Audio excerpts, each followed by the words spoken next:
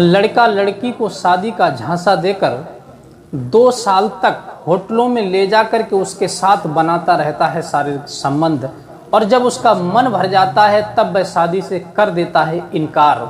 और फिर उसके बाद में ये बात जब आगे को बढ़ती है तो फिर बवाल हो जाता है, जिंदगियां बर्बाद हो जाती हैं। नमस्कार, मैं हूं रितेश कुमार। स्वागत है एक बार फिर आप सभी दर्शकों का सच्ची घटना चैनल में। साथियों, ये घटना है उत्तर प्रदेश के वाराणसी जिले के एक गांव की, जहां पर एक पूजा नाम की लड़की जो थी जौनपुर अपनी मौसी के यहाँ पर रह करके पढ़ाई करती थी। कहा जाता है कि बच्चे अपनी मनमानी करते हैं कब, जब उन्हें फुल छूट दी जाती है तब। बच्चों के लिए कभी भी ऐसी छूट ना दें जिससे बच्चे अपनी मनमानी कर सकें। बच्चों के शादी विवाह का जो काम होता है वो माँ बाप के ऊपर होता है, और माँ बाप अपने हिसाब से अपने बच्चों के लिए अच्छा घर और अच्छा वर चुनते हैं। कभी भी माँ बाप अपने बच्चों के बारे में बुरा नहीं सोचते और ना ही कभी अपने बच्चों के बारे में बुरा करते हैं। इसलिए शादी विवाह का कार्य जो होता है माँ बाप को ही करना चाहिए, और ये जिम्मेदारी उन्हें अपने हाथ में ही लेनी चाहिए, बल्कि ना बच्चों के हाथ में देनी चाहिए। लेकिन ये पूजा नाम की लड़की जो थी जौनपुर में अपनी मौसी के यहाँ पर रह कर के पढ़ाई का कार्य किया करती थी। लेकिन उसी मौसी के घर के बगल में एक कॉस्मेटिक की दुकान थी। उस दुकान पर एक विशाल नाम का व्यक्ति बैठा करता था, जिसकी उम्र लगभग 20 साल की होती है। और वो पूजा नाम की लड़की जो थी उस कॉस्मेटिक की दुकान पर जब सामान लेने के लिए जाया करती है, तब उस विशाल और पूजा की नजरें आपस में लड़ने लगती हैं, क्योंकि विशाल देखने में सुंदर था, पूजा भी देखने में सुंदर थी। जब वो एक दूसरे को देखते हैं तब उनके अंदर वार्तालाप शुरू हो जाती है, और उनकी वार्तालाप जो होती है इतनी आगे बढ़ जाती है कि वो प्यार में बदल जाती है। और प्यार में बदलने के बाद में वो एक दूसरे से प्यार करने लगते हैं। और फिर वह विशाल नाम का जो लड़का होता है वो पूजा के लिए अलग अलग होटलों में ले जाता है हर एक दिन, और उसके साथ रात बिताता है, शारीरिक संबंध बनाता है। और इसी प्रकार से क्रम चलते चलते लगभग उन्हें 2 साल बीत जाते हैं। विशाल और पूजा एक दूसरे के लिए जीने मरने की कस्में खाने लगते हैं, एक दूसरे के साथ रहने की वादे करने लगते हैं, और इस प्रकार से होटलों में जाते हुए उन्हें एक दूसरे से मिलते हुए शारीरिक संबंध बनाते हुए 2 सालें बीत जाती हैं। काफी समय बीतने के बाद में अब पूजा जो होती है विशाल से कहती है कि देखो, अब हमें शादी कर लेनी चाहिए, क्योंकि समाज में अगर ये बात किसी को पता चल गई तो समाज में बदनामी हो जाएगी। लोग थू थू करेंगे हमारे परिवार वालों पे और हमारी मौसी के घर वालों पे भी। इसलिए हमें दोनों को मिलकर के शादी कर लेनी चाहिए। पहले तो विशाल इन बातों को आई माई करता रहता है, कर लेंगे, अभी क्या टाइम निकल गया है, थोड़े दिन और रुक जाओ।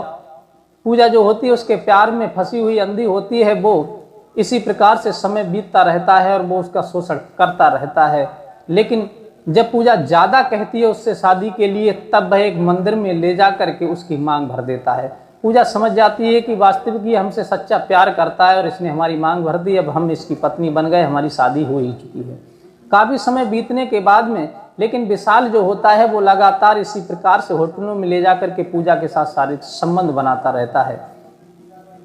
तब पूजा के दिमाग में एक बात आती है कि मंदिर में इसने हमारी मांग भर दी, लेकिन वहां तो ना तो कोई गवाह है, ना कोई कहने वाला है, ना कोई बताने वाला है कि हमारी शादी हुई है। अगर हम किसी को कहेंगे तो कोई हमारी बात का विश्वास नहीं करेगा कि मंदिर में शादी किसके सामने हुई थी। ना तो कोई पंडित है, ना कोई बताने वाला है, कोई साक्ष्य नहीं है इस शादी का। इसलिए हमें अब कोर्ट मैरिज कर लेनी चाहिए। यह बात सुन विचार करके पूजा जो होती है विशाल के पास जाती है और कहती है कि देखो, हमारे इस शादी का कोई गवाह मौजूद नहीं है, ना तो कोई पंडित है, ना कोई घरवाला है, ना कोई मिलने वाला है, ना कोई पड़ोसी है, ना कोई रिश्तेदार है। इसलिए इस शादी का कोई महत्व नहीं है मंदिर की शादी का। इसलिए हमें अब कोर्ट मैरिज कर लेनी चाहिए। कोर्ट मैरिज होगी तो हमें कोई एक दूसरे से अलग नहीं कर पाएगा, पुलिस भी हमारी मदद करेगी। तब विशाल समझ जाता है कि अब ये हमसे शादी का ज्यादा दबाव बनाएगी। तब वह एक दिन पूजा को होटल में ले जाता है और अपनी मोबाइल की वीडियो बना करके रख देता है, और फिर वह पूजा के साथ सेक्स करता है। और सेक्स करता है तब वह वीडियो जो होती है सेक्स करते हुए उसकी मोबाइल में रिकॉर्ड हो जाती है। इधर पूजा दिन प्रतिदिन उससे दबाव बनाती जा रही कि अब हमें कोर्ट मैरिज करनी है, कोर्ट मैरिज करो। तब विशाल कहता है कि देखो तुम ज़्यादा हम पर दबाव बनाओगी तो हमने तुम्हारी ये वीडियो बना रखी है, तुम्हारे साथ हम सेक्स कर रहे थे उस समय की वीडियो है, और तुम हमें जब ज़्यादा परेशान करोगी तो हम ये वीडियो वायरल कर देंगे। तब वो लड़की जो होती है वीडियो देख करके घबरा जाती है, सोचती है कि इसने वीडियो अगर वायरल कर दी तो बदनामी हो जाएगी। लेकिन फिर उसके दिमाग में बात आती है कि हमें तो अब इससे शादी ही करनी है, अगर वीडियो वायरल हो भी जाएगी कोई देख भी लेगा तो क्या हमें एक दूसरे के साथ रहना ही है, ना कोई दूसरा है जो कि बदनामी होगी। तब वो लड़की हिम्मत ठोक करके फिर कहती है कि तुम हमारे साथ विवाह करो, नहीं मैं तुम्हारे खिलाफ कुछ कार्रवाई करूंगी। तब वो साफ मना कर देता है कि मैं तुम्हारे साथ विवाह नहीं करूंगा और तुम ज़्यादा कहोगी तो वीडियो वायरल कर दूंगा। अब उस विशाल नाम के लड़के ने उस वीडियो को वायरल कर दिया, शादी से इनकार कर दिया। लेकिन घर वालों को इतना सब कुछ होने के बाद भी उस पूजा की मौसी मौसा को भी किसी बात की जानकारी नहीं थी, ना विशाल के घर वालों को कोई जानकारी थी कि हमारे बच्चे कौन सा गुल खिला रहे हैं, कौन सी पाठशाला में पढ़ रहे हैं। दोनों लोग इस बात से अनजान थे और इधर दोनों के बीच में बात कहां से शुरू होकर के कहां पहुंच गई थी। जब उसने साफ मना कर दिया, वीडियो को वायरल कर दिया विशाल ने, तब पुलिस स्टेशन जाती है। पुलिस स्टेशन जाने के बाद में विशाल के खिलाफ एफआईआर दर्ज कराती है और सारी घटना को बताती है।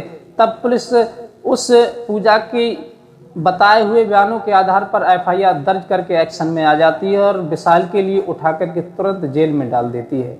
अब जैसे ही पुलिस गांव में आती है तब पूरे गांव में हल्ला मच जाता है कि आखिर पुलिस क्यों आई, बात क्या है। तब पुलिस सबको सच्चाई बताती है कि ये पूजा नाम की लड़की ने एफआईआर की है और विशाल नाम का लड़का 2 साल से इसके साथ संबंध बना रहा था शादी का झांसा दे करके, और इसने इसकी वीडियो भी वायरल कर दी है। अब ये तो आग की तरह चारों तरफ बात फैल जाती है और पूजा के घर भी ये बात पहुंचती है। तब माँ बाप बड़े शर्मिंदा होते हैं और बड़े दुखी होते हैं कि आखिर हमने अपनी लड़की को वहाँ पढ़ने के लिए भेजा था, लेकिन इसने वहाँ जाकर के कौन से गुल खिलाए जो वहाँ के लोगों की भी इज्जत मिट्टी में मिला दी और हमारी भी इज्जत मिट्टी में मिला दी। ये सोच करके बहुत दुखी होते हैं। कुछ लोग ये भी कहते हैं कि अब इनकी शादी करा दो तो ज़्यादा अच्छा है, अब ये बदनाम तो हो ही चुके हैं। लेकिन आगे क्या हुआ इस घटना के बारे में कोई जानकारी नहीं है। लेकिन विशाल जो होता है वो जेल में पड़ा है। दोस्तों, इसीलिए अपने बच्चों को कभी इतनी छूट ना दें, हमेशा अपने बच्चों को लाड़ प्यार करें, लेकिन उन पर एक नज़र अवश्य बनाए रखें। अगर अपनी इज्जत की बचाव चाहते हैं, अपनी इज्जत के बारे में, अपने बारे में कुछ भलाई चाहते हैं, अपने भविष्य के बारे में, इसलिए शादी विवाह का फैसला, आपको एक्सपीरियंस ज़्यादा है, आप बहुत ज़माना देख चुके हैं, इसलिए आप अपनी समझ से अपने बच्चे को उचित घर और बर ढूंढें, तभी अच्छा रहेगा। बच्चों के हाथ में ये फैसला ना दें। मिलते हैं किसी अन्य सच्ची घटना के साथ। साथियों, अगर आपको हमारी वीडियो अच्छी लगती है तो हमारी वीडियो को सब्सक्राइब जरूर कर दें, हमारे चैनल को, और बेल आइकन ऑन कर दें, जिससे इसी प्रकार की घटनाओं की जानकारी आपको सबसे पहले मिलती रहे। और ये जानकारी अपने यार दोस्तों को भी शेयर कर दें, जिससे उन्हें भी इस बारे में कुछ जानकारी प्राप्त हो। मिलते हैं किसी अन्य सच्ची घटना के साथ, तब तक के लिए नमस्कार।